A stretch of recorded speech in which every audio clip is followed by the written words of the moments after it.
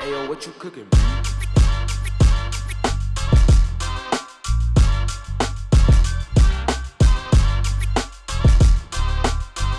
Welcome to Lend Me a Fiver podcast, where we have conversations with people who have had successful journeys. Make sure you subscribe, share, like, and comment about what you want to see on the channel. Tell us, give us some feedback. Tell us what went well. Tell us what didn't quite work. We're open. Today I'm going to welcome a special guest. He's from London, but he's been in Dubai for a little while. Whilst we were like locked down with quarantine, he was living in the sunshine. He's a chief technology officer of AudioMob. And so I understand, Wilfrid, you grew up in like a council estate in London. You went on to win multiple awards, worked as a software engineer at some of the biggest companies. We're talking Goldman Sachs, JP Morgan, Bloomberg, and obviously Google. It's a top company. And you're still very young. So you've got all this experience. But then you still went on at this young stage you've gone onto a startup in AudioMob. You've raised millions, and you're in publications such as Forbes, Business Insider, Billboard. And what's interesting is actually, I remember a conversation we had a few years ago on the public transport of Tokyo. You remember that? Yeah, Japan. We were in Japan, like we were just doing up tourist life. And I remember you told me, you're going to leave Google. You know what I'm saying? And I was thinking to myself, wow, he's ready to take a risk. Because you're young as well, innit? You know what I'm saying? You were ready to take this risk, but you were confident. You knew what you wanted. You knew that what you wanted. And when I think about the trajectory, like you could have easily just said, I'm comfortable. The trajectory I'm on now and what you've achieved in your experience, you would have done, like you would have been nice, like a good nice, not even like some basic nice. We're talking very comfortable in life, but you've said, nah, you're going to take this risk and you went your own way, which is commendable for sure. So I think we probably need to let's just rewind all the way, like in terms of like your upbringing and kind of how you kind of got where you are today. Let's go with that. Right. All right, so where do I start now? Thanks for the intro. So I started really, as you said, I was born and raised in Northwest London, Wembley. So I was born and raised on an estate. And to be honest, I always love that as a positive, you know, because I always say to people, growing up on a council estate is actually a very powerful thing, because I think I get accustomed to a lot of things very quickly, and you learn to be resourceful. You also learn to be streetwise. Mm-hmm. So I think all of those together, and also you also learn to mix with a lot of different people actually as well. And you actually have a understanding and empathy for other people's situations actually as well. And I think that's actually very important when it comes to running a business, which you can talk about later. Yeah. But so that was a bit of background on me. I went to like Preston Manor High School, which is like across literally like only like 5 minutes away from me. Was it like a good school or just like your standard? It's a public school, but it's a state school. It was a bit of a mix. Like it was actually quite good in terms of people still got good grades, but you still had all of the inner city stuff. Yeah. Like people bringing in like all sorts into school, fights after school. Okay. But I'll say that is actually a thing I always say brought me to the stage I am now, in terms of just grit and like certain things around even in business. Like this is why I'm never afraid to like take a risk or to talk to a business person. People be like going to network events like, oh this person's here, I don't know how you approach them, or how can you speak to them, or aren't you afraid? And I'm just like, no, like, because if you grow up in a council, you learn that you can't be afraid very quickly. You learn that you have to get on with it. You learn you have to adapt accordingly, and that's very, very clear to me. So I think, I always say it's a blessing. But then from that, I was always like I had two older brothers, and like we had the home computer, and I was like the annoying little brother. I used to always ask them, like, what are you guys doing on this computer? Like, what does it do? And they would humour me because I was the little one. They were like, oh yeah, it does this, like, but like, you know, it does all this stuff. But they would then be like, actually, he's kind of interested. So they're like, oh, it does this. And they were the ones who really like coached me into understanding. Into it, Exactly. So were they coding at the time? Were they engineers? Yeah. So they were doing like, so my oldest brother went on to study like automotive engineering, and then my middle brother did music and software engineering. Okay, wow. So it's in the family. Yeah. I always say it's definitely from my mum's side. Like they all ended up doing something in science. Like our uncle, and like our uncle's actually my inspiration. He ended up got a scholarship directly from Ghana to Oregon University, and ended up working at NASA. Okay, wow. on the space program. So So that for me was, and I think that always was my almost like my North Star, because he helped me realize that no matter where I was, if he can do that all the way from Ghana, sitting in Ghana to then going to America and then building out his career like that, that was always my inspiration. But then after that, they would humor me, and then I started getting into web development, and I just like the idea that I could change something on this code, and then. And so what age did you do that, like, roughly? Like, as an idea, just to understand what when you started kind of getting serious. So, started like doing web development. Yeah.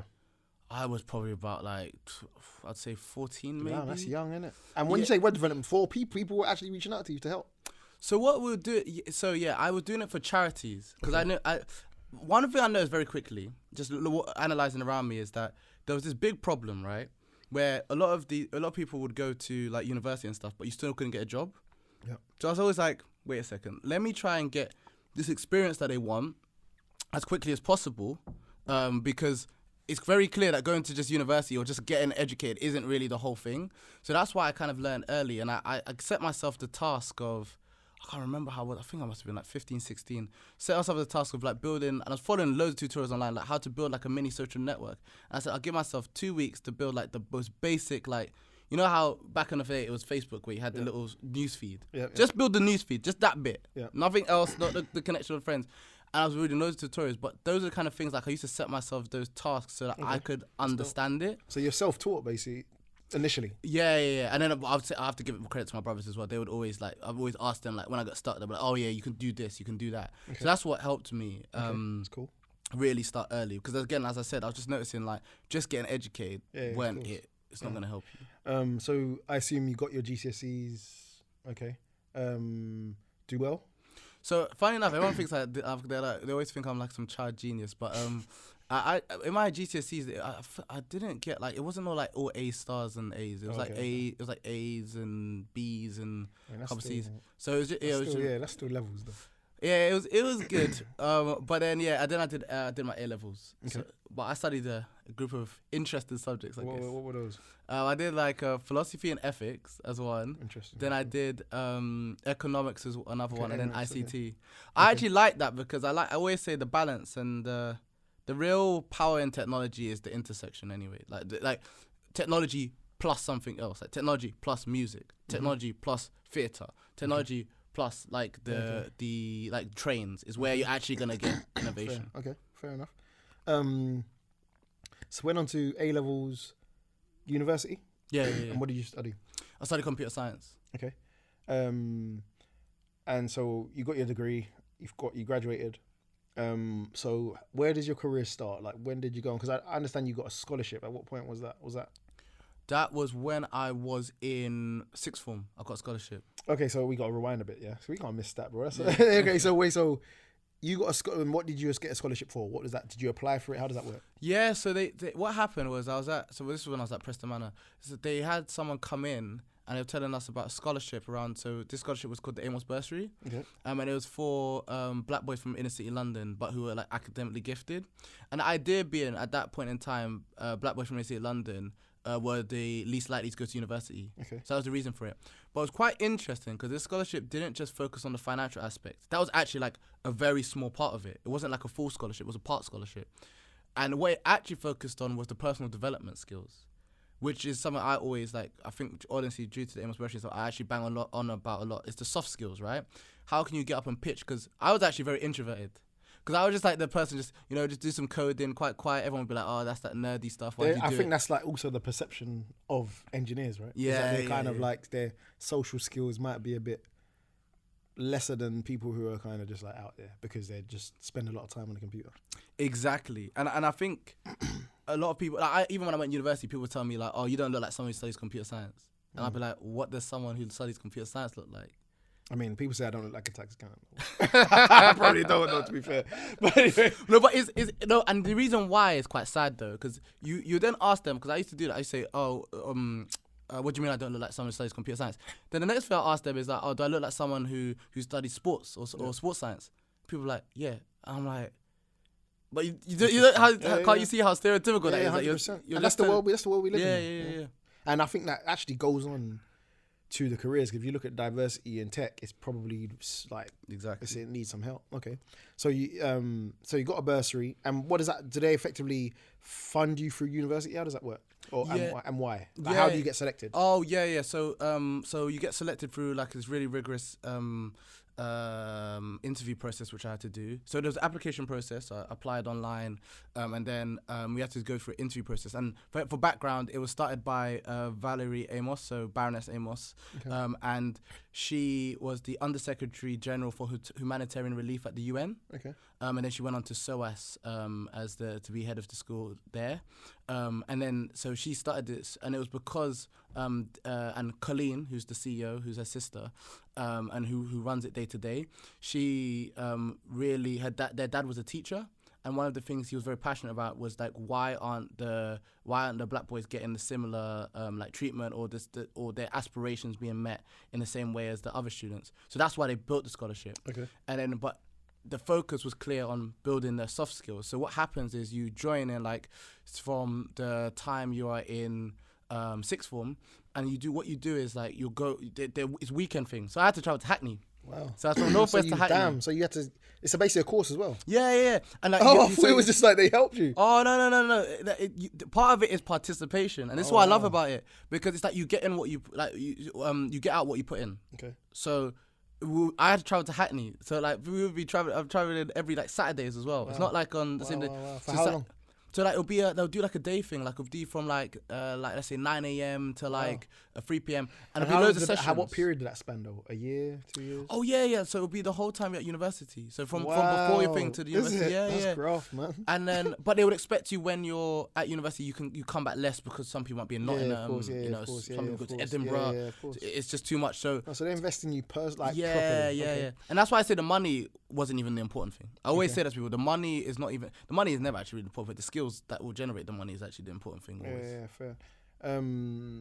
Okay, wow. So, and is that program still running? Can people still apply? Yeah. People can always apply. I'm always telling people to apply. Okay. Yeah. All right. So, and what's the age? So it's about sixth form, 15, 16. Yeah. Okay. So it's like the 16-year-olds or 16-year-olds onwards. There's also the Amos bursary. Yeah. And the other thing I should mention is actually it's been expanded now to women. So black girls as well. Oh, previously it was only boys? Yeah. Because of the statistics. But now it's actually moved over to women as well to make sure that we get a lot of black girls in as well. So yeah. Dope. Okay.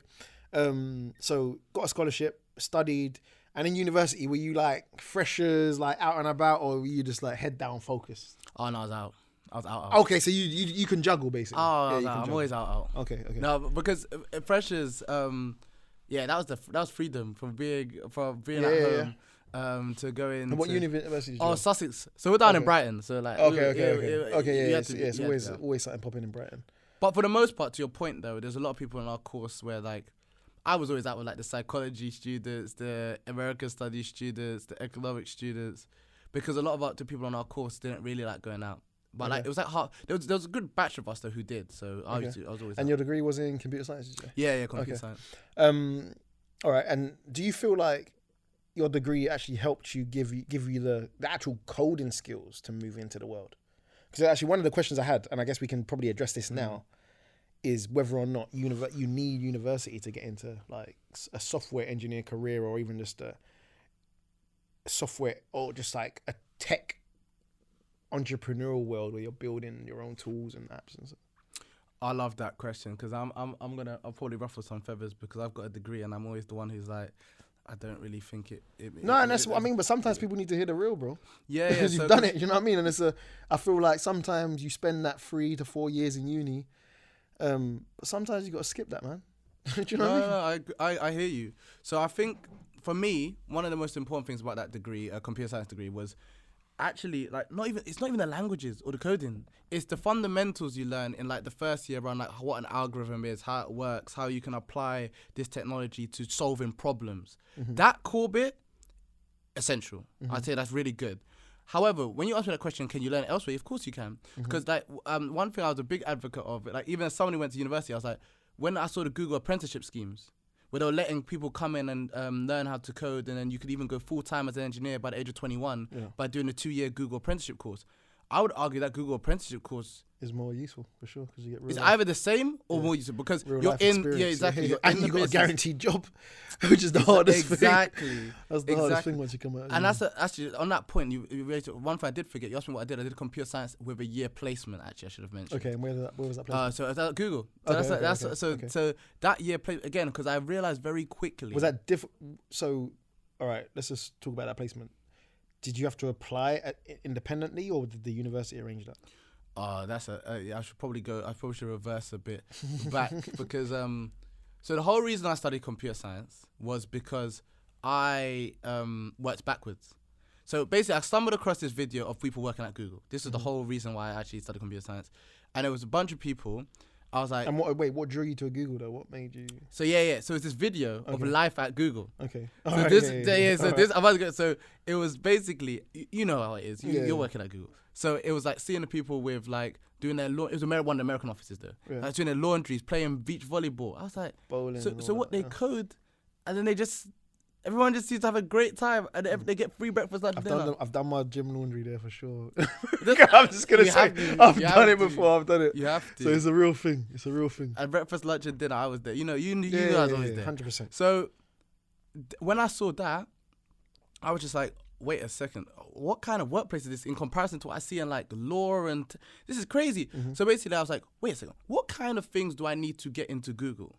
So I work backwards. I'm very methodical. Smart, yeah. So I was just like, and then I looked at the job specs and it all accepts computer science. I was like, what is computer science? I literally was like, what is computer science? Okay. And then I looked at it and I was like, oh, okay, so it's about computers. So that's actually quite sound advice across the board, like not even just focusing on tech now, but just as generally speaking, if there's a company you have aspirations to join or a career you want to join, maybe look at some of those the number one companies, the number two companies, look at what their spec is, look at what they want from you to kind of get in the door and say, you know what, this is what I'm going to target. Because let's be honest, if you're aiming for the top, well, you know, they say aim for the stars. If you fall, you're still going to land somewhere high. You know what I'm saying? Like, so that's definitely a good way. And it's interesting that you had that mindset at such a young age.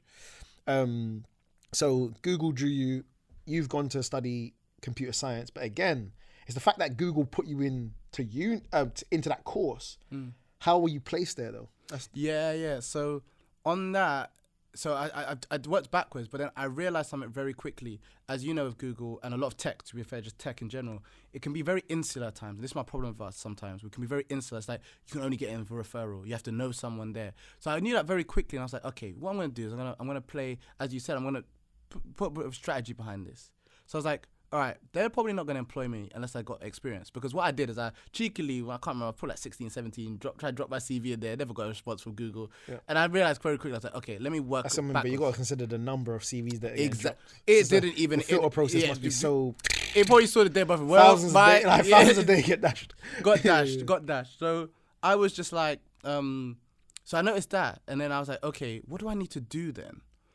So I worked backwards and I was like, actually... what I should do is go to something that has a easier, not to be offended, but like, not easier is the wrong word actually, because it's not easier. For my people in finance, it's not actually easier.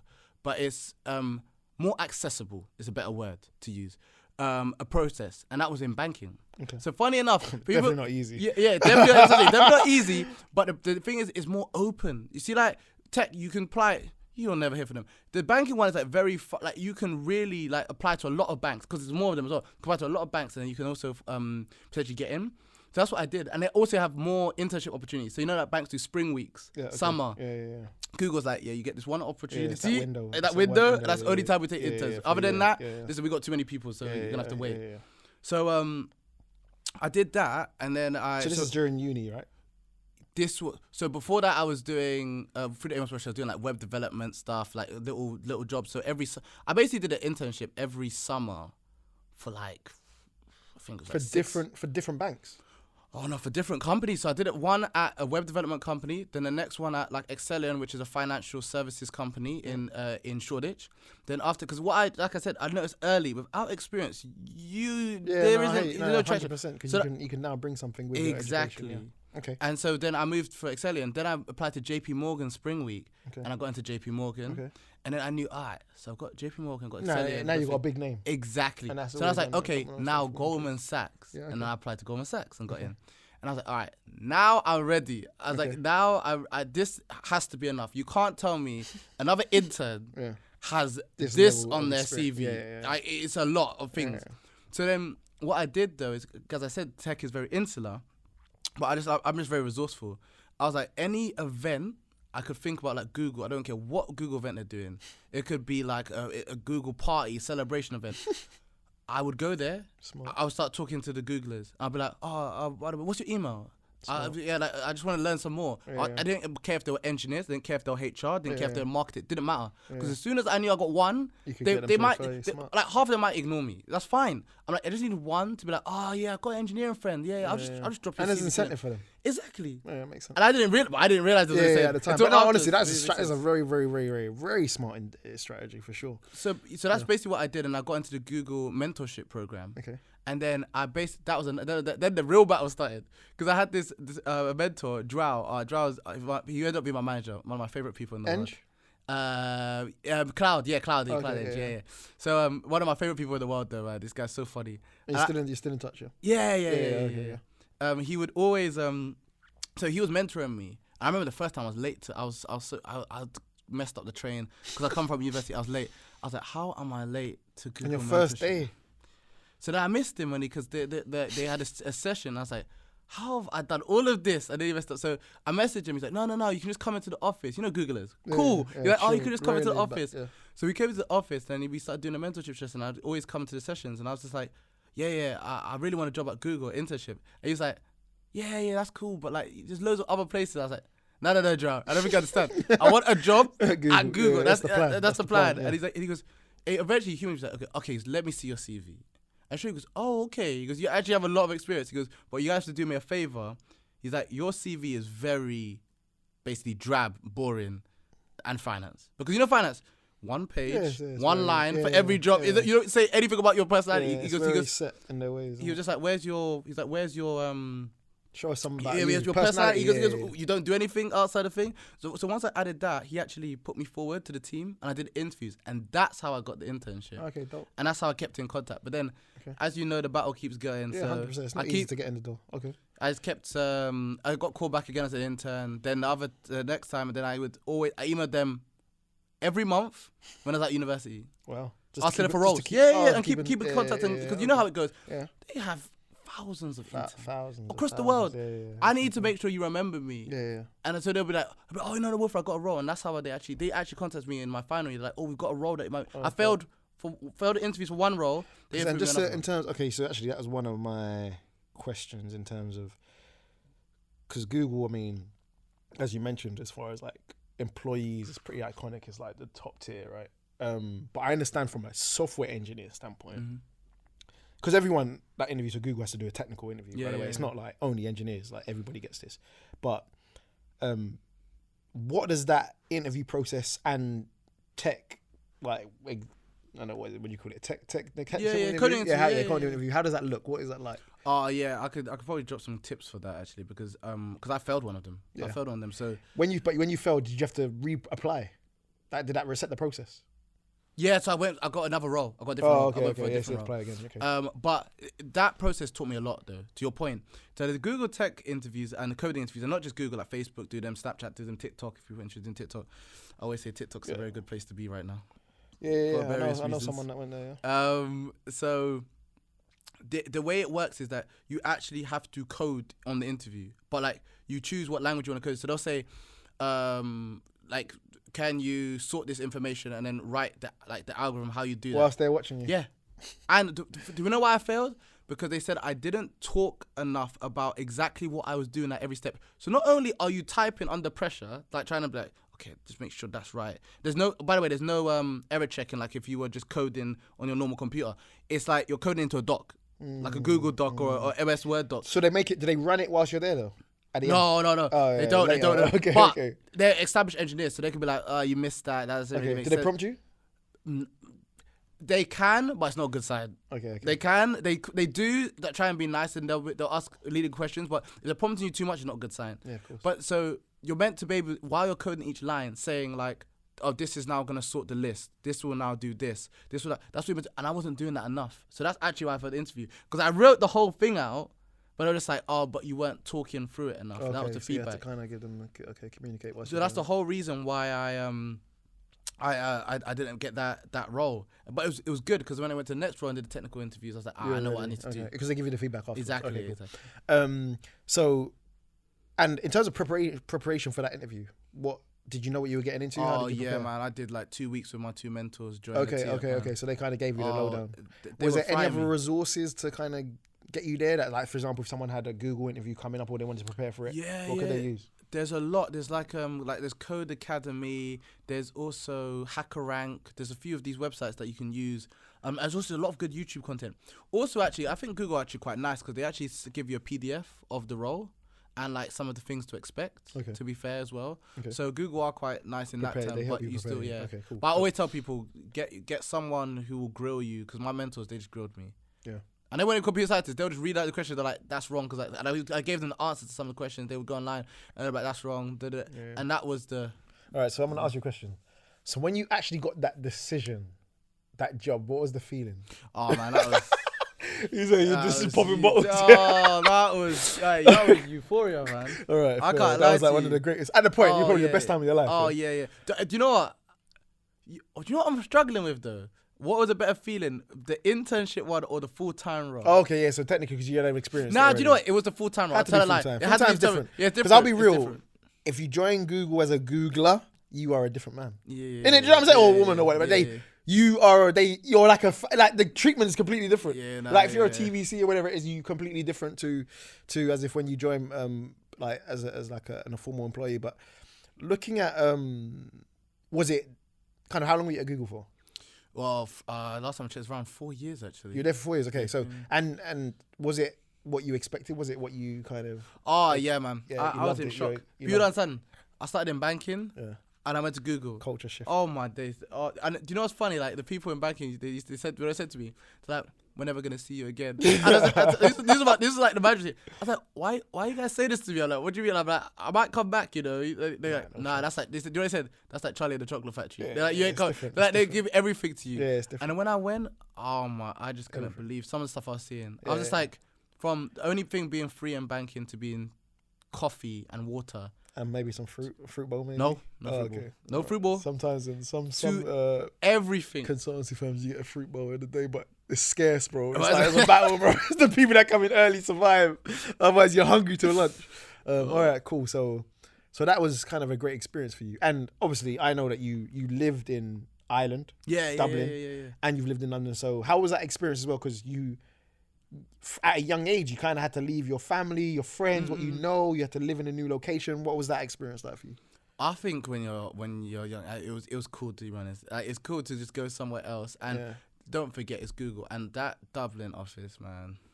Like 7 restaurants, a swimming pool. It's like swimming pool. I forgot about that. And it's all a lot of the people there are grads. From all around the world as well. From all around the world. So it's a lot of fun as well. And then it's a community, isn't it? Yeah, exactly. And people would travel on the weekend as well. Okay. All right, so Google. So anyone would expect, like, with someone who's got this resume that he's building now, he's got in the door, established great relationships, doing well at Google, and you've obviously moved back to London in a great place now. What makes you then say, you know what? I've got this train that I can roll on to success. Like it's a guaranteed train, right? If you work hard, no, it's not a coast. But actually, I want to take this because it's a risk, right? Going into a startup. What makes you kind of make that decision? It's a great question because, as you said, like I got promoted twice while I was at Google, and for me, I think what was very clear, even from a young age, I always wanted to own my own company. But it was just when I saw that YouTube video, I was just like, this looks like a fantastic place to be if you are a technology person. Like, if you want to code, like, not only is it like you're working on cool stuff, but you're also around very, very smart people. So for me, it was a no-brainer. But I always knew in the back of my head, I wanted to own my own thing. So for me, people always ask me that, like, how do you make that big jump from Google to doing your own thing? But I think it was always in the back of my mind that I was like, when I think of the idea, I co-founded this idea of Christian, who's my co-founder, CEO. We were just like this makes sense. Like And that's why it so makes sense. did he present the idea to you, or was it how does it work? So the way it happens, dynamic, the way it happens is quite interesting. So Christian really loves like Jay Dilla, jazz, and like Madlib, and just hip hop in general. Okay. But he hated the soundtracks of all of these mobile games he was playing. He was just like, these soundtracks are terrible. Like, I don't want to listen to any of his music. So the original concept of what we're doing at AudioMob started from wanting to stream audio, songs, not like content, songs into the games. So that's the original idea. And then when Christian presented the idea to me, I was just like, wait a second. Like, one of the most annoying things about mobile games is like when you get interrupted by your game is interrupted by the ad, the video ad, and you have to wait for 30 seconds. Anyone who played Candy Crush, if it knows, like, no one wants to be delayed for that long. It's like, and what happens is the game developers see a drop in retention. So they see a fall and people playing their games. So then I was just like, what if and audio ads at the time was booming. Spotify and Pandora, podcasting, just soaring through the roof. So that meant a bunch of audio advertising people had come on board. And I was like, so we're both, at that moment, I was like, wait, there's a big like push in audio advertising. I mentioned this to Christian, and we're like, what if you replaced the video ad with an audio ad in the games so it doesn't interrupt them, and then the game developers can still monetize the game? And that was like the eureka moment where we're like, wait a second, like that makes a lot of sense. Like that actually makes a lot of sense in terms of monetizing, and gaming being one of the biggest. People don't even realize gaming is bigger than it's bigger than film and music put together. The industry of gaming, and the UK is one of the biggest. The funny thing is people don't realize that Grand Theft Auto, Rockstar Games, is an English studio. Is it? It's a UK company. It's the word. Speed up, man. They're too slow with their drops, man. But that's what I mean. To be fair, they build such anticipation, bro. Because when the GTA 6, I think GTA 6, there's gonna be a purge, bro. When that happens, it's gonna be a purge. They're gonna have to lock the country down, bro, because they've been making people wait. Everyone's gonna be playing. I think everyone, like I said, everyone's gonna be gone. Everyone's gonna be indoors. It's mad. But yeah, that's the thing. Like, it's a massive industry. Yeah. So yeah, that was like the moment like we kind of saw like, actually, if we just connect those two. But I'll be honest, there's a lot of people that have ideas, but to actually execute it and to actually take that jump, man, what was it? Was it a kind of a consensus, like a joint effort to say, you know what, bro, we can do this? Yeah. Because he's from he's got a similar background, yeah, I'm assuming, or no. So Christian's got slightly different background. He was born in Bedfordshire, he actually he's got a really interesting story. Actually, he wasn't he didn't do too well in his A-levels, but he turned it all around in university and stuff. But I think again, this is why I say that kind of adversity, if you like, in that way, always I think is much better because it just brings people grit. So to answer your question, this is why I think when it came to taking that leap of faith, we were just like, yeah, why not? Actually, let's do this. If there's any time, because did he have a stable job? Yeah. So he used to. I should mention that. I met Christian at Google in the Dublin office. Yeah, so Google will forever play a part in like you lot's both here. Exactly. And then after that, he went off to go be a science partner at Facebook. Oh, okay. So he's got both. Experience He's got that experience, and but he was in sales. But he's got that experience of understanding the technology and selling the technology. So for us, it was like there's no greater time than now. If we're gonna coast and say, oh no, maybe it won't work or all of this stuff, then we're just gonna be stuck here. So that was it for us. We're very quick to be like, let's make that jump. That's good. All right. So the decision was made. How long after that decision did you both kind of like, let's hand in the notice, let's do it? So we actually started AudioMob after we handed in the notice. So that's the funny thing. Wow. So yeah, we had it. So we went. You went all the way. Yeah, was that just to add the pressure to you to help? No. So do you know what's interesting? When you talk to a lot of investors, they make a very good point. They always say this point: why would someone invest in you if you haven't taken the leap first? Because you're asking people to give you money for an idea, and you still got a job. Like, do you truly believe you're not all the way in? Yeah. You're like you're dipping toes. And when people mentioned that, I was like, that is actually, I heard that in a few talks, and I was like, that makes a lot of sense, actually. I actually understand the logic, because I would be the same. You want me to part with, let's say, 100K of cash, and then you're still in the job after doing it? Yeah. That doesn't make sense. You got security that really, it's going to be, I mean, security is good sometimes, but not in this particular, not as when you're from the outside in as an investor. Okay, makes sense. Okay, so you started the company. you obviously had an idea of where you want it to be. To actually build the tech, how long did that take? What was that like? Oh, that was so after we started the company, 3 months in, the pandemic hit. So yeah, we're a pandemic company. It was so we actually had a space. Using some of the contacts I had, I asked for some space at the Google for Startups campus, and they actually obliged, which is good. It was really nice of them. But then 3 months in, the pandemic hit, and then we were all remote. So we spent And you had staff at this point or not? Yeah, so we had an engineer. It was me, Christian, and engineer. Yeah, I think it was me, Christian, and engineer. Yeah, 3 of us at the start. Okay. And so at that point, did you have funding to help support what you were doing? So yeah, after we left, we secured funding. So after we left, we secured funding. That was an interesting process. Yeah, because I was going to say that's definitely one. I wonder if we should touch base now, or maybe finish the story, then we'll come back. We'll finish the story, then we'll come back to that. Okay.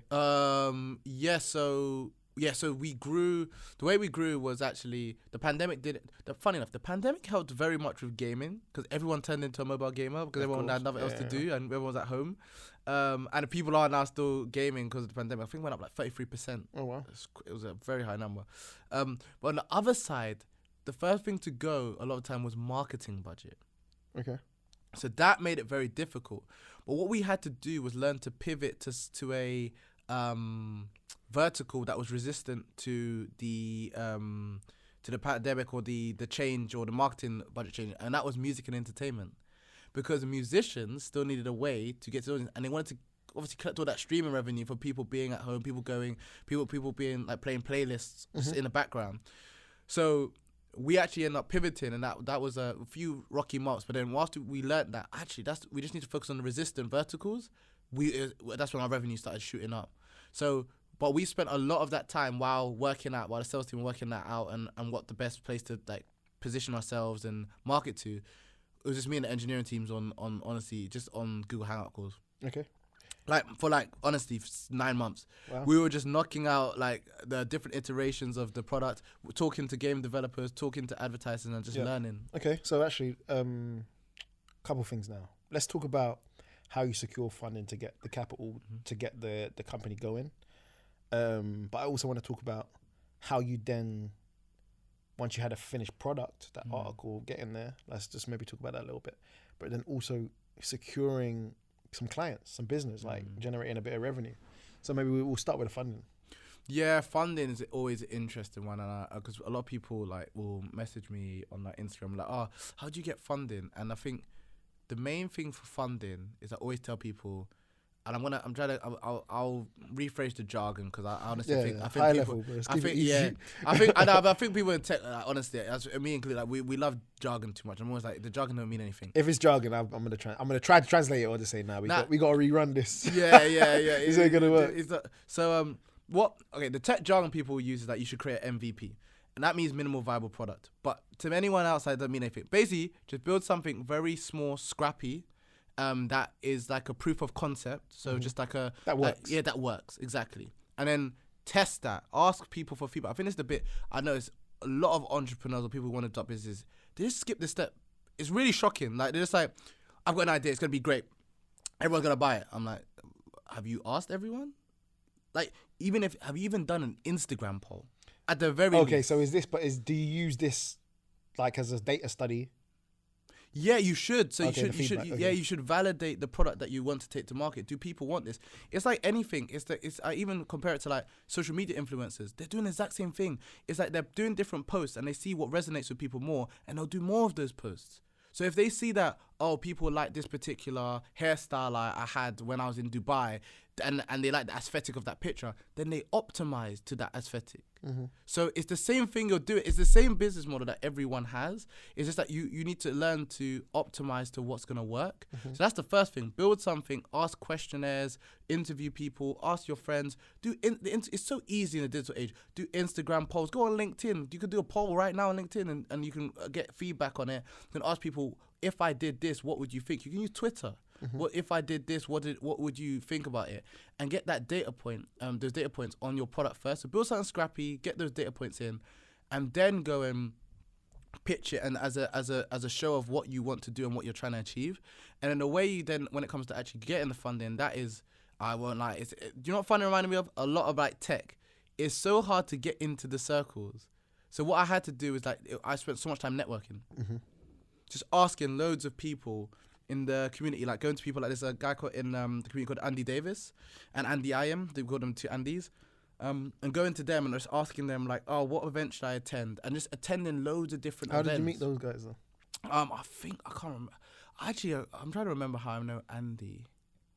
I think it was like for a friend of a friend or one of like WhatsApp. So networking chat. is basically networking. I keep saying to people, networking is always key, and that's why when people message me on like Instagram, LinkedIn, whatever, I always like go, oh yeah, set up a Calendly. I'll be like, oh yeah, just set up a meeting because I appreciate the fact that the only reason I got in is through networking. And then it was like one event here, then this. It's so mad. You go one event here, this person will then tell you, I can do intro to these 10 investors, and like it's just literally. And the two Andys are in tech. Yeah, both in tech, both in investment. So the Andys got you meetings with investors, or how does it work? No, so what they'll do, they would like tell me events that you can go to and stuff, and then you go and just hustle. You have to go and like same thing I did at Google. Go and ask anyone and everyone what they're doing, get an understanding of it, and ask questions. Just keep asking questions like, oh, about how do you do this, and like what does this mean? What do investors look for? And you start to get the gist of it. And you're like, okay. And you just start. Then you start when you're part of the community. People start. It's just like tech. Then people start investing. Then there's like you suddenly work out like when you're at Google. There's an event at Facebook, but you wouldn't know there's an event at Facebook if you weren't at Google, right? So it's around like getting that first step in, and then getting people like I'm always like just like, oh yeah, there's this event. I'm not going, but you should go to this, and just trying to like kind of share the thing because I always and those events you're not pitching at those events though. It's just literally just building. Building a network, and then because what you'd usually want to do, you wouldn't want to really pitch at those events. You give them the elevator pitch of what you're doing, of course, to get them interested. But then you ask them for a meeting afterwards. Like you say, oh, what's your contact information? What's your email address? And that's when you kind of present the idea and what and how much you need and how much you need, etc. Okay, and I'm assuming. You did a few before you got investment, or was it literally everyone that you reached out to? I'd say about 35. Wow. I think before your first? What, investment? Yeah. Oh, yeah. Wow, okay. And we had a few angel investors. Yeah, but did you have an idea of how much you needed from the outset? Yeah, we originally pitched for around £750,000. We secured that, but then we ended up, because the pandemic hit, we ended up raising an additional an additional 750k from other investors. Okay, so 1.5. Okay. Yeah. And that's from getting that ball rolling at the networking and just like presenting. Pitches. Yeah. And were you physically or just like via sending documents? How was it working? I love the fact you asked that actually because I've got an interesting story about that. So the first one was an in-person event that I got invited to by my friend's girlfriend, he works in music. Okay. That she just said, oh, and it was because we went to, fun enough, this is the maddest story. We went to an MHD concert, and I mentioned, like the French Afro Trap. Yeah. So I mentioned that I was going to, I was looking for funding. We just started this company. And she goes, actually, I got a friend who's doing this investment event at Facebook. And they're just like, Facebook was just hosting it. Yeah, okay. And she said, you should go because it might be interesting. I go, yeah, send me the details. She's literally sent me those details. I signed up. I sat on a table with all these investors where everyone was different. People were pitching, and I pitched the idea, and I was like, "Yeah, we're going to do audio advertising game." And he goes, "I like this idea." He goes, "You can send me an email. Let's have a meet." All from pitching at a Facebook event. That's how we got that. That's the first ball rolling. Wow. That's the thing about it. But like before that, we had talked to like 35 different investors. They're like, "Oh, nice idea, but we want to see some more traction. Nice idea, but we want to see some more traction." But he was, and actually. Their original one, even when we pitched him, he said, nice idea, but I want to see more traction. We actually did get the traction and came back to them in 2 months. So even... And they gave you funding. Yeah. The investor that said no, out of the 35 people, who said yes, said no at first. Okay, wow. So yeah, it's one of those things. You can't be one of those people who takes a rejection to heart, I can't lie, if you're looking for funding. Okay. Just on this, I guess we can stick on this. What was the... Have you got any tips for pitching? Like, because I guess there's another thing... We've kind of got an idea of how you source investors and get an investment. That's like really you kind of focus on the network, etc. But I feel like people have that of like, okay, if I do have the opportunity now to get in front of someone, what are the tips to get that investment? How do you prepare? Like, is there like a way you've strategically figured out? Because you've raised a lot of money over time, right? I guess we could probably get to date of how much you've raised, but how have you got any tips for actually people are in that realm of trying to get money? Yeah, I do. So I always tell people and I'm glad we're doing it on the podcast because it's like this is gonna make my life easy. I can just share some clips. For sure. The thing I tell people is have your pitch deck ready, and in a pitch deck, I'm just gonna break it down. It just means like what the problem is. So like, what is the current problem? Let me just think of a random problem. Like there's ones around like there's people having to wait. Like, I can use my friend Darren who's got who done Trim It. So like the problem was, we have to wait forever to get in the barbershop. When you get to the barbershop, the barber don't even respect you. Man's putting people in front of you, doing all sorts. I can't work on that. Yeah, doing all sorts. Doing all sorts. 2 hours waiting. Yeah, you're like, what is this? I've got a life, you know. What is 2 hours? So that's the problem. And then so Darren realized what the solution is you could have a mobile barbershop that comes to you, almost like Uber, convenience. Because then you have your appointment slot. You come out your house, and it could be anywhere. You could even come out your workplace. You could be anywhere and get quick cut. And you know it's gonna happen at that time. Exactly. Because he's there. And it's organised. Yeah. So the problem is the queuing, the lack of consistency. Solution is a mobile barbershop that's your convenience. And then that's how you kind of set up. So that's the problem and the solution. Then you probably go into stuff like how your solution then works.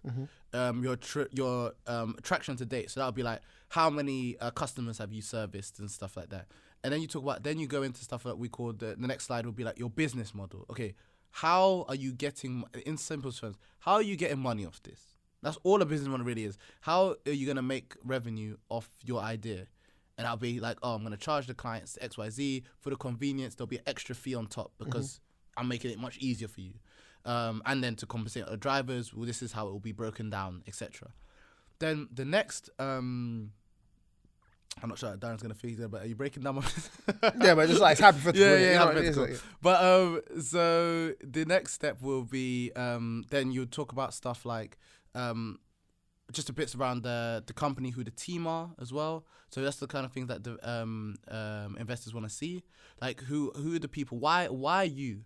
Because people get it mistaken. They actually think a lot of these times that the investors are just investing in the business, but people are more likely to invest in you. 100%. I've had so many people tell me that. I've heard that a number of times. People are just like, exactly. They're always like, we like the founders. They're like, whatever you do. When someone's ready to give their blood, sweat, and tears for this, it's like it's easy to believe in that. Their passion, right? Exactly. So that's the other thing, and people underestimate is like, why you? And again, you don't have to have don't get me wrong. I want like it helps to have like Goldman Sachs, JP Morgan, and Facebook, of course, and experience. But it's not the be and end all. People get so disheartened, like, I didn't work at Google, so no one's going to give me investment. No, they will give you investment.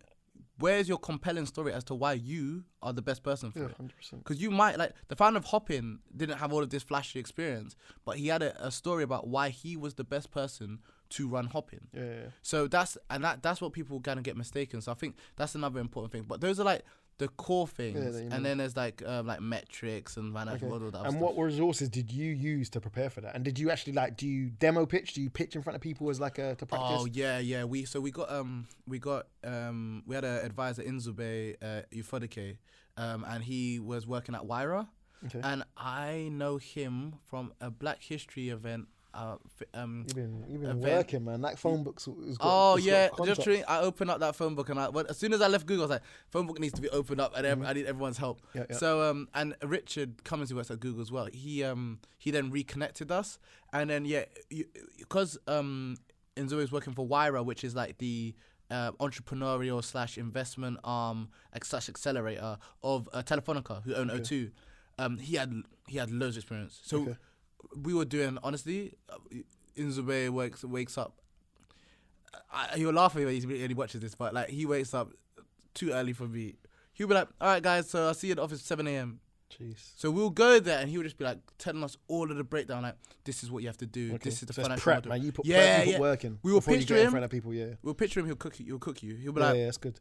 But then by the time you were ready to step in there, you were like robots. Exactly. Not robots. No, you are. No, you're right. You're like, no, ready to go. No, you're right. No, that's like, it's not like I know why you said no, but you're right in terms of robots, in terms of what you're saying, but you can't be, as you said, I know why you said that, because you don't want to be robotic in terms of like fully the way you deliver it. Exactly. You want to be a bit more, there's calm. Not a question that you're not ready for. Exactly. Because you don't want to be that guy. And then what we started was with angel investors. We pitched to like angel investors rather than pitching to the big VCs. And what's the difference? So like an angel investor is someone, like, usually, not all the time, usually a high net worth individual, but to be honest, anyone can be an angel investor. If someone's willing to take like £1,000 from you, £500, £200 from you to invest, you're an angel investor. Okay. It's usually an individual putting in money into something. There's actually no limit or minimum.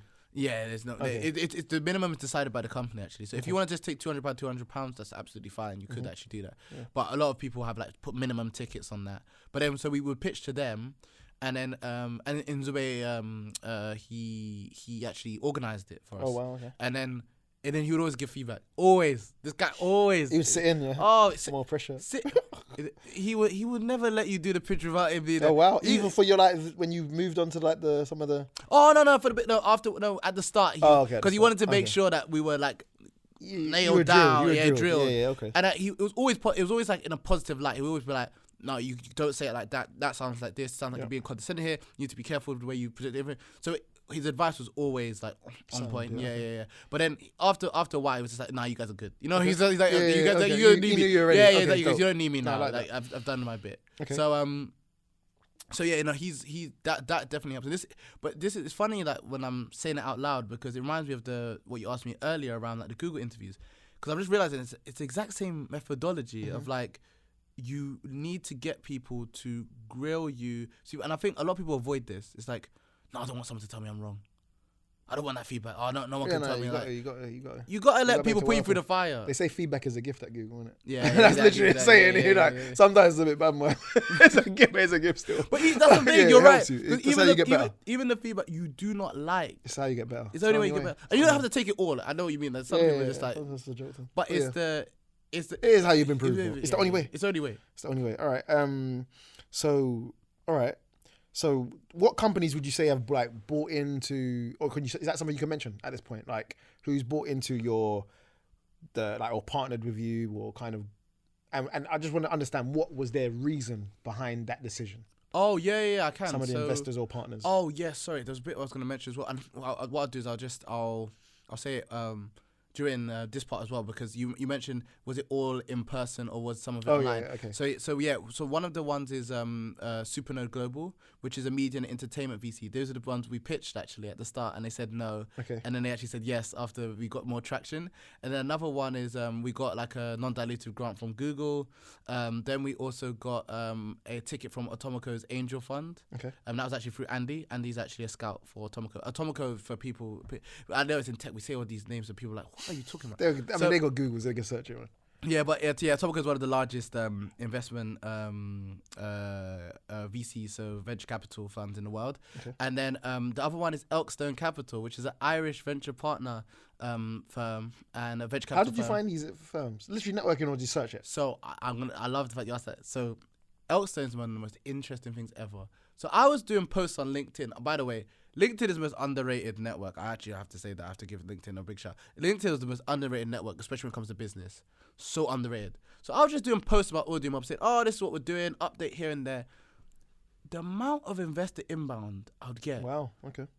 I was just like, I remember one person before Elkstone, I was like, how did you find me? Because actually, I was like, how did you find me? I'm posting this, but I'm like, you know, like usually on social media, like, this goes into the ether. You're like, LinkedIn. Or not in the ether, it goes into like your network. Yeah. It's not really getting pushed unless you're using TikTok. That algorithm does a madness for you. But it's usually just getting pushed into the same ecosystem. I was just like, I'm struggling. Like, how are these people finding me, man? I'm a bit confused.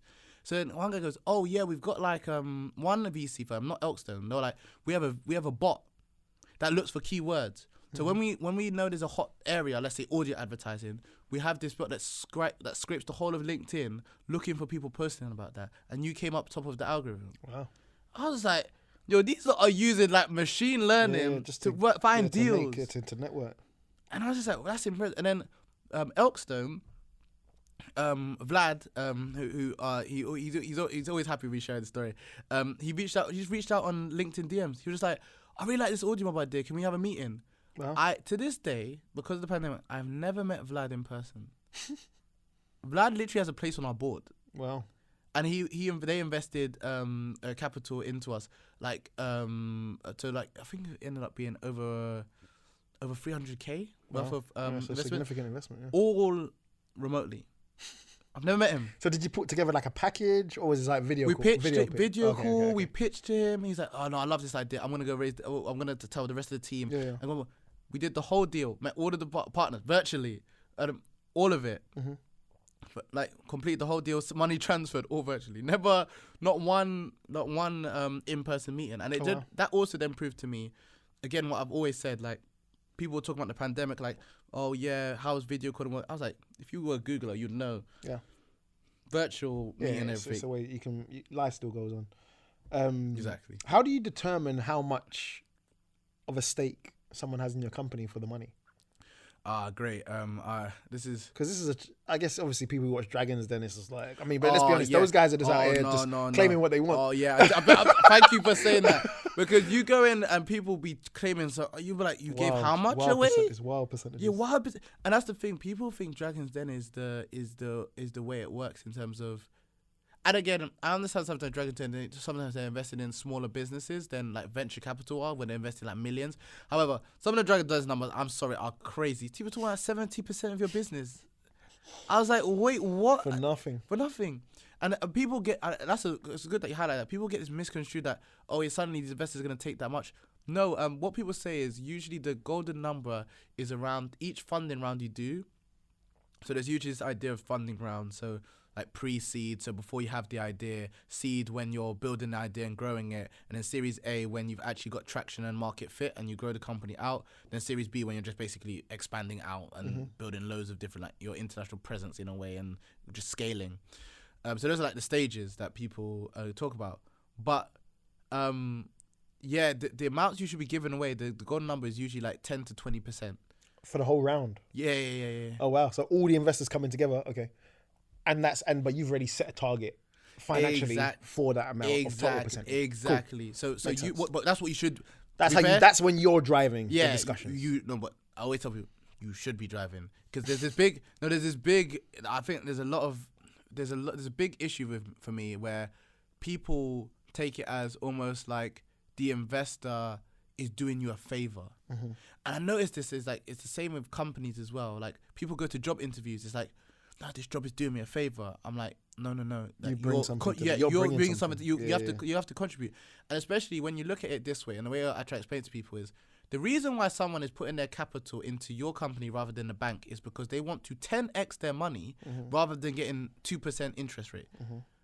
So you're actually the one driving their investment. Yeah. So, and don't get me wrong, there's risk. I'm not saying that's always 100%, but that's meant to be the idea of it. So you shouldn't be looking at it as like they're doing you a favor. You should be looking at it as they're joining the group, the party. They're on your team. And that's the way we treat our investors. It's like they come and we ask them like loads of things like, oh, what could we do? Do you know people? Do you have connections here? Could you help me?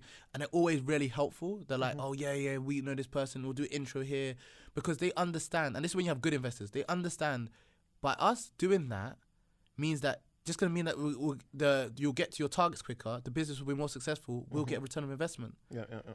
Okay. It's like the Google ethos. You treat your staff very well. You can then basically retain them. You then have the best talent at your company. You build the best ideas.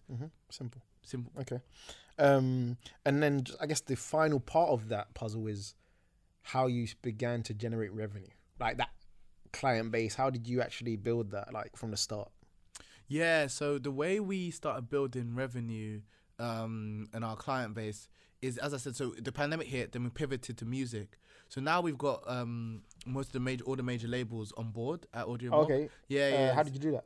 So the way we did that is we went to some of the labels and we pitched to them. So you might have seen we did a case study with Joel Corey and Emanike, Head and Heart. That song will forever be in my head, because I heard it so many times on our first campaign. And then when we did those case studies, then we would then use that to pitch to other music labels and be like, look, this is the results we've got, because we were getting, we're even getting higher now. We're getting like 1,000 times the engagement in terms of like people clicking through onto the song than compared to banners, because people hear the audio, they hear the artist, and then they're like, oh, actually, I want to engage on it. I want to actually engage with it. And then they go through with it and they click on it. Then they go to stream it. And because so many, basically 61% of 18 to 24-year-olds are listening to music while gaming, it just made sense for that industry because of course. all that happens, they click on it. So every single label was bought in. Yeah. Okay, cool. So that's how we got the majority of them in. Okay, all right, and that was a start, and then I guess from there you can start to kind of branch out to different ways. Exactly, and then that's when we talking to other clients as well around what we're doing. That's dope.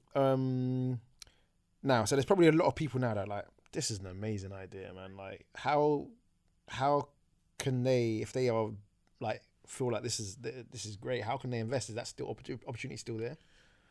So right now, our round is actually closed, so there isn't room right now. But we potentially may have some rounds in the future that people can get involved in. Okay, so they can, I guess, just keep connected to and follow the journeys and see when that opens up. Okay, right. So this is kind of I'm related.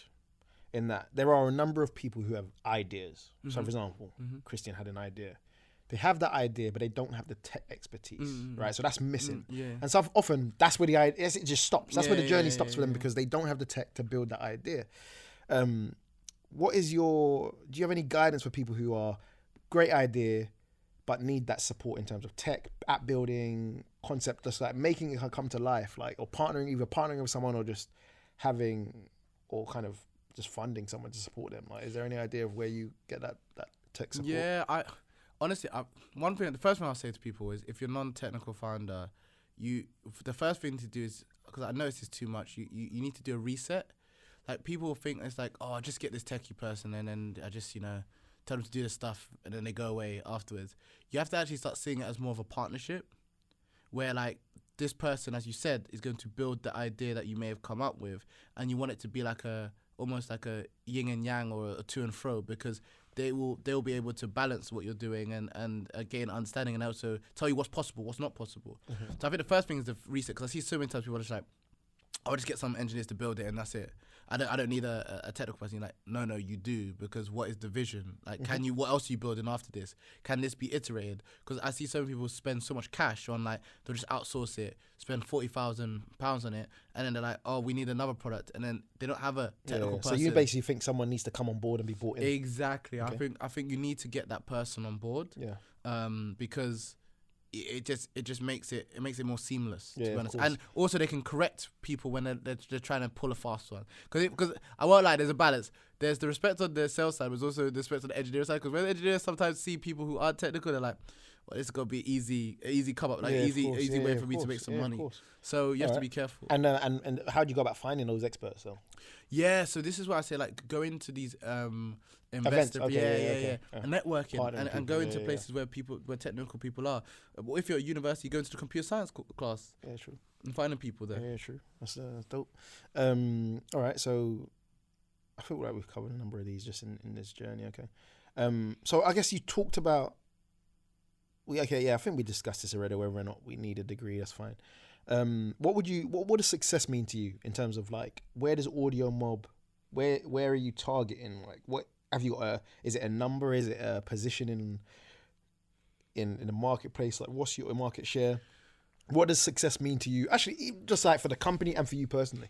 I think for the company, we want to scale this to $1 billion company. Mm-hmm. So that's our revenue or value. Well, I guess that's a great question. I'd say revenue and valuation. So, but whichever comes first. But work, actually, to be fair, the first probably will come with valuation, and then the next will come revenue, right? So, I'd say both actually. In terms of we want to scale to be a big company in the global brand. Yeah, because exactly. Right now you're global, right? Isn't it? Yeah. So we've got, like, campaigns going on in the Middle East, campaigns in the US, campaigns in Europe. So we're global. And then the other thing that's really important to me is that and I always say this, just a very basic level, that AudioMob is a fun place to work, and a place that people enjoy working at. How many employees have you got currently? So we've got 10 employees right now, and then we've got 5 contractors. We're actually gonna be hiring 17 new roles. Wow. Okay. So and that's just on the website. Yeah, people can apply. Yeah. So that'll be on the website, so people can just apply. And then what does success mean to you personally, though? Oh, success means to me personally. That's a great question. I think success means to me personally is... What's the driver? What drives Wilfrid? My drive is one personally is problem solving. I like to solve problems, and when I see problems that other people kind of are not sure about, I love to basically find a way to solve them in a unique way. And I think that's what really drives me. I actually just like solving problems. The second thing that drives me though is, and something that I'm really passionate about, is getting more people in our community to actually take up tech. So I think that's the other thing that drives me, because I just see a lot of people, like even when I was at high school, you asked me about high school, you were like, oh, you're doing that nerdy subject. Oh, look at you going to ICT class. Oh, yeah, you think, oh, well, like this is a word. I was just like, listen, you man can do whatever you want. This for me was what it was. So I think the second thing for me is just getting more people, because really seriously, we're running the risk of really being left behind in a lot of these tech fields. As you said, the representation numbers are low. The field that creates the most amount of new millionaires is technology. There's no other field that's creating new millionaires. So the wealth gap is going to continue to expand the more and more people in our community don't take it up. And then also jobs are being taken, working class jobs, and I'm very cognizant of that, even as someone in technology. Like my local Asda, they literally, there's no more. It's just self-checkout, Everything's self-checkout. So you start to look at like trains, or are going to end up being self-driving. So a lot of jobs are going to be disappearing if we don't get more people. Fair. Okay. What are some of the? I guess this is different, because I guess I know personally. I just know that you invest in tech companies, etc. What are some of the best investments you've made, like to date? It's kind of just a side note. Some of the best investments. I mean, it could be AudioMob, but just like generally, like not necessarily monetary. Just if it could be invested in time, could be monetary, could be like just to get an idea of what you think. Oh, this was a big investment for me. This worked well. I like this. How it turned out. Do you know what? I was gonna actually say something monetary, but now do monetary. No. Do monetary. Now you said that. Now you said that, you actually made me realize more important than monetary is actually, as you said, the time investment, and it always will be the time investment. And I think my time investment on myself in terms of doing the softer skills, I think is actually the best investment I ever made, because like I could do the technical skills, but one of the best pieces of advice I ever got was around learning to be more like the architect rather than the builder. And that's when you learn the soft skills to complement your tech skills. So you can go, I can look at something and be like, okay, this is what we need to do, but this is how we do it, and you can communicate that. Because I think people underestimate how important communicating your idea is. Yeah, it's like one of the most important things. So I actually think investing in soft skills is actually the best thing I've ever done. Okay, cool. Another side note: what do you do now in your spare time? Obviously, we spoke about a bit of travel. Like, what do you like to do? Me, I love traveling, man. I listen, honestly, I just need to I need the world to open up again, because I haven't even touched South America. So I need America's due to be an experience. I haven't even been, to be fair, myself. Which, okay, cool. So you like to travel, and then I guess from your perspective, you can work, right, and operate and run your business. Because is your day-to-day demanding? What is that? Because you're an entrepreneur, right? What is it? Is it strenuous? Yeah. So it's kind of when you own your own business, it's like it's never stopping, but at the same time, you're building something. That being said, I think there's this idea, and I see it too much, especially on social media, where people just like to look busy. People are like, I run a business and every day I'm busy. I'm like, then you're not delegating effectively. Okay. Like the honest truth is, you're actually not delegating effectively, because or people in your team aren't delegating effectively to break up the workload into different chunks. There should be no one person who's always like suffering, always online, always like thing. And I think a lot of people in our generation get too caught up and warped in this idea of we just work hard. And I'm a big advocate of working smart, especially if you come from a working class background. I'm like, I honestly find it insult when people say, "Oh, you should work hard." Yeah. I'm just like, what do you think people doing like all of those hours cleaning toilets and or cutting or doing lorry driving? What do you think they're doing? They're working hard. Yeah, fair. So that's why I always like work smart. Yeah, for sure. Okay. What inspires you now though to keep going? What inspires me? I think what inspires me to keep going is I just know that we haven't hit the growth that we potentially could. So it's just knowing that there's more. There's exactly the potential that's there. What else inspires me? I think the other people around me who are doing like tech stuff. So I've got like friends like Ivan doing Severa. You've got like Darren doing Trim It. just to name a few. So I think your peers are basically. They're doing good. They're doing big things. Okay. In terms of, because I know you've mentioned a number of mentors, etc. What's like? Would you say the best piece of advice you've received is, like, that helped you in this journey? The best piece of advice I have ever received is the worst someone can say is no. Fair, yeah. So basically, go for it.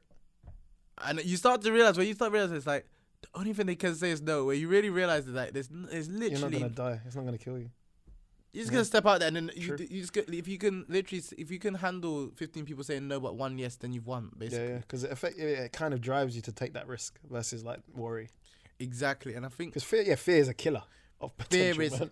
Fear is the biggest killer. Like, people be like, oh, someone like me can't do this, or someone like this can't do that, and you start to realize that people get very boxed in. Mm-hmm. So yeah, no, I definitely think the worst thing someone can say is no. And then there's no such thing as failure, only feedback as well. It's like I just looking for what I can learn, and people find that very weird. Like, it could be the littlest thing, and I'll be like, what have I learned?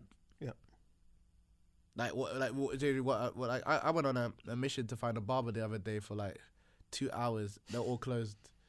What did I learn? I learned that you can't get a barber on a Sunday. You can't just pull up. And then I used to use some of these apps or get appointments. So yeah, 100%. I'm just looking for little things. It's like, I'm very like, any little thing that happens, I'm just like, yeah, I might have lost X amount of money on Ubers, but how have I learned? Yeah, okay, cool.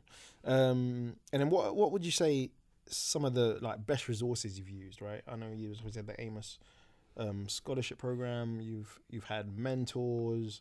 But like, along those lines, like, are there any online resources that have really helped? Like, what can you kind of just like say that people should probably like stay in tune with, or just very helpful in just like in terms of career and building a business? The Amos bursary being one. Having mentors is definitely another. I think definitely having older mentors who understand what you're about to go through or have experiences. I also think working on self-development stuff and reading a lot of like books around self-development, frameworks and stuff like that. Public speaking, actually another one as well. So I think those would be the ones I'd summarize. Okay, cool. All right, so we've gone to the point in the show now where we ask everybody like 5 quick fire questions, literally no more than 10 seconds on each. You can't duplicate the answer, but it's pretty straightforward. Just first thing that comes to your head. Let me know when you're good. I'm good. All right. Name one thing that you can't live without. Mobile phone. One thing that you need to be successful. Tongue twister. Books. Oh, we'll get to that. One thing that brings you happiness. Seeing the people around me happy. If you had one wish, what would it be? Ooh. The genie's here, man. He's disappearing in 6 seconds.